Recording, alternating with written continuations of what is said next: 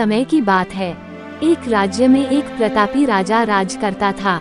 एक दिन उसके दरबार में एक विदेशी आगंतुक आया और उसने राजा को एक सुंदर पत्थर उपहार में दिया।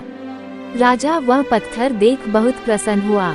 उसने उस पत्थर से भगवान विष्णु की प्रतिमा का निर्माण कर उसे राज्य के मंदिर में स्थापित करने का निर्णय लिया और प्रतिमा निर्माण का कार्य राज्य के महामंत्री को सौंप दिया। महामंत्री गांव के सर्वश्रेष्ठ मूर्तिकार के पास गया और उसे वो पत्थर देते हुए बोला, महाराज मंदिर में भगवान विष्णु की प्रतिमा स्थापित करना चाहते हैं।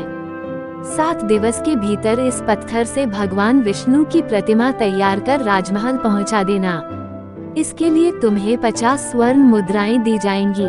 50 स्वर्ण मुद्राओं की बात सुनकर मूर्तिकार खुश हो गया और महामंत्री के जाने के उपरांत प्रतिमा का निर्माण कार्य प्रारंभ करने के उद्देश्य से अपने औजार निकाल लिए। अपने औजारों में से उसने एक हथौड़ा लिया और पत्थर तोड़ने के लिए उस पर हथौड़े से वार करने लगा, किंतु पत्थर जस का तस रहा। मूर्तिकार ने हथौड़े के कई वार पत्थर पर किए, किंतु पत्थर नहीं टूटा। 50 बार प्रयास करने के उपरांत मूर्तिकार ने अंतिम बार प्रयास करने के उद्देश्य से हथौड़ा उठाया, किंतु ये सोचकर हथौड़े पर प्रहार करने के पूर्व ही उसने हाथ खींच लिया कि जब 50 बार वार करने से पत्थर नहीं टूटा तो अब क्या टूटेगा। वो पत्थर लेकर वापस महामंत्री के पास गया और उसे यह कह वापस कर आया कि इस पत्थर को तोड़ना नामुमकिन है, इसलिए इससे भगवान विष्णु की प्रतिमा नहीं बन सकती।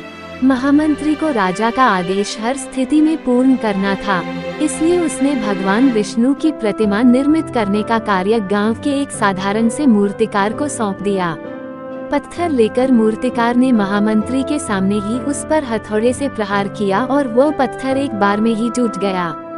पत्थर टूटने के बाद मूर्तिकार प्रतिमा बनाने में जुट गया। इधर महामंत्री सोचने लगा कि काश पहले मूर्तिकार ने एक अंतिम प्रयास और किया होता तो सफल हो गया होता और 50 स्वर्ण मुद्राओं का हकदार बनता।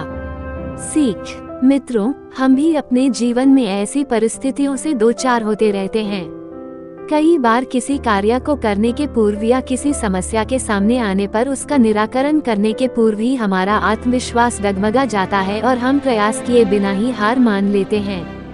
कई बार हम 1-2 प्रयास में असफलता मिलने पर आगे प्रयास करना छोड़ देते हैं, जबकि हो सकता है कि कुछ प्रयास और करने पर कार्य पूर्ण हो जाता या समस्या का समाधान हो जाता। यदि जीवन में सफलता प्राप्त करनी है तो बार बार असफल होने पर भी तब तक प्रयास करना नहीं छोड़ना चाहिए जब तक सफलता नहीं मिल जाती।